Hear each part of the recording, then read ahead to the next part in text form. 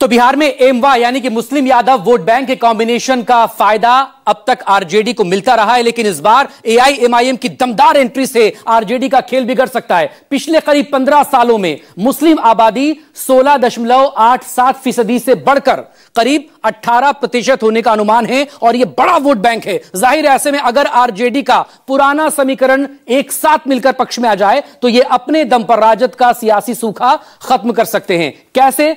आंकड़ों के जरिए आपको बताते हैं, क्योंकि बिहार में यादव 14% का वोट बैंक है, मुस्लिम अब बढ़कर करीब 18% के आसपास हैं। इन दोनों को मिला दें एमवाय समीकरण तो यह हो जाता है 32%, यानी विनिंग कॉम्बिनेशन। लेकिन तेजस्वी जानते हैं कि इस बार शायद सिर्फ इसी से काम न चले, इसलिए सबका साथ सबका विकास पर तेजस्वी यादव तेजी से काम कर रहे हैं। हाल ही में दरभंगा के जाले विधानसभा में उनका दौरा भी इसी तैयारी का हिस्सा था, जब तेजस्वी यादव पहले एक मंदिर में पूजा पाठ करने पहुंचे और बाद में इफ्तार का हिस्सा बने। लेकिन जब बात अल्पसंख्यक वोट बैंक की हो रही है तो आपको बिहार के कुछ जिलों में मुस्लिम आबादी का जो आंकड़ा है सिलसिलेवार तरीके से वो बताते हैं कि बिहार के जो मुस्लिम बहुल जिले हैं वो कितने हैं। किशनगंज में सबसे ज्यादा करीब 67.98% है, कटिहार में 44.47%, अररिया 42.95%। ये तीनों सीमांचल के इलाके आते हैं जहां मुस्लिम आबादी करीब 40% या फिर उसके पार जा चुकी है। इसके अलावा पूर्णिया में हम बात करें 38.46%, दरभंगा में 22.39%, पश्चिमी चंपारण में 21.98%, वही करीब करीब 22%, और सीतामढ़ी जिले में 21.62%। इन जिलों में भी मुस्लिम वोट बैंक अहम फैक्टर है। यानी बिहार की 243 विधानसभा सीटों में से करीब 70 सीटें ऐसी हैं जिन पर मुस्लिम वोटर्स निर्णायक भूमिका में हैं। ओवैसी की पार्टी अगर मजबूती से मैदान में उतरती है, यहां खेल बिगाड़ सकती है, और शायद यही वजह है कि तेजस्वी यादव अभी से अति पिछड़ा वर्ग के वोट बैंक को मजबूत करने में जुट गए हैं। रिपोर्ट। अति पिछड़ा जगाओ। तेजस्वी जी ने सिर्फ वोट बैंक की राजनीति की है। राजद पूरी तरह एक्सपोज हो चुका है, ये किसी के लिए कुछ नहीं करने वाला। अब परिवर्तन लाना है, अब नया सरकार बनाना है। किशनगंज में ओवैसी के तेवर से तेजस्वी को इतना तो आभास हो गया कि आगामी विधानसभा चुनाव में ओवैसी उनकी पार्टी को डेंट करेंगे। यही वजह रही कि शनिवार को ही तेजस्वी यादव ने अति पिछड़ा जगाओ और तेजस्वी सरकार बनाओ के नाम से रैली की। आरजेडी की तरफ से इस रैली का आयोजन पटना के मिलर हाई स्कूल मैदान में किया गया। यहां तेजस्वी यादव ने अति पिछड़ा वर्ग के हक और हुकूक की बात की। अति पिछड़ा जगाओ। हम ये कहना चाहते हैं, ये कार्यक्रम का नाम अति पिछड़ा जगाओ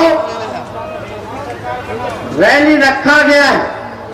इसका मूल मकसद ये है कि मौजूदा सरकार जो 20 साल से जो चल रही है, अब समय आ गया कि उसको बदलना है, अब परिवर्तन लाना है, अब नया सरकार बनाना है जो तेजी से अति पिछड़े समाज का विकास कर सके, उनको मान सम्मान दे सके, उनके कंधे से कंधे चल करके उनके साथ न्याय कर सके।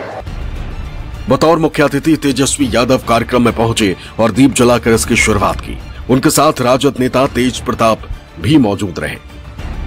रैली को अति पिछड़ा वर्ग के हक, अधिकार और राजनीतिक हिस्सेदारी को लेकर केंद्र और राज्य सरकार के खिलाफ राजद के एक सशक्त प्रदर्शन के रूप में देखा जा रहा। इस कार्यक्रम में पूरे बिहार से भारी संख्या में अति पिछड़ा समाज के लोगों के शामिल होने की बात कही जा रही। कार्यक्रम की अध्यक्षता अति पिछड़ा प्रकोष्ठ के प्रदेश अध्यक्ष अरविंद कुमार सहनी ने की। दरअसल मुस्लिम वोटों के बंटवारे की आशंका को लेकर अब तेजस्वी यादव अति पिछड़ा और अत्यंत पिछड़ा वर्ग को साधने में लग गए। इसकी वजह भी है, बिहार में अति पिछड़ा वर्ग की आबादी 27.12% है, जबकि अत्यंत पिछड़ा वर्ग 36.01% है। दोनों की कुल आबादी करीब 63% है। तेजस्वी यादव जानते हैं कि उस वर्ग को साथ लिया तो सत्ता पाना मुश्किल नहीं रहेगा। यही वजह रही कि तेजस्वी यादव ने इन्हीं वर्ग को लेकर बीजेपी और नीतीश सरकार पर जमकर हमला बोला। आप सब लोग जानते हैं, 2 बार हम लोगों ने आदरणीय मुख्यमंत्री नीतीश कुमार जी को जीवन दान दिया, 15 में मुख्यमंत्री बनाया, फिर हम लोगों ने 22-23 में उनको मुख्यमंत्री बनाने का काम किया। आज हमको चिंता है उनकी सेहत को लेकर के, आप सब लोग देखते होंगे कि क्या उनकी स्थिति हो रखी है, भाजपा वाला कैसे उनको हाईजैक कर रखा है। लेकिन आप देखिए ये बार बार हाईजैक भाजपा वाला लोग कर ले रहा है और हम प्रमाण हम क्या मुख्यमंत्री नीतीश जी खुद दे रहे कि वो हाईजैक हो गए। तेजस्वी यादव ने कहा कि 65% आरक्षण व्यवस्था को अगर केंद्र सरकार ने समय रहते 9वीं अनुसूची में शामिल कर लिया होता तो अति पिछड़ा वर्ग को 25% आरक्षण का लाभ मिल रहा होता।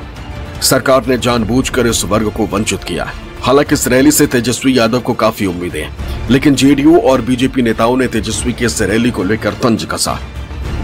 तेजस्वी जी ने सिर्फ वोट बैंक की राजनीति की है। पिछड़ा अति पिछड़ा रैली का आयोजन उसी वोट बैंक की राजनीति का हिस्सा है, लेकिन इस रैली से राजद को कोई लाभ नहीं मिलने वाला। सभी जानते हैं कि राजद ने पिछड़ा अति पिछड़ा वर्ग के लिए कुछ नहीं किया। एनडीए सरकार ने पिछड़ा अति पिछड़ा वर्ग को उनका हक और मान सम्मान दिया है। जननायक कर्पूरी ठाकुर जी को देश का सबसे बड़ा सम्मान भारत रत्न मोदी सरकार ने दिया। सिर्फ रैली से कुछ नहीं होता।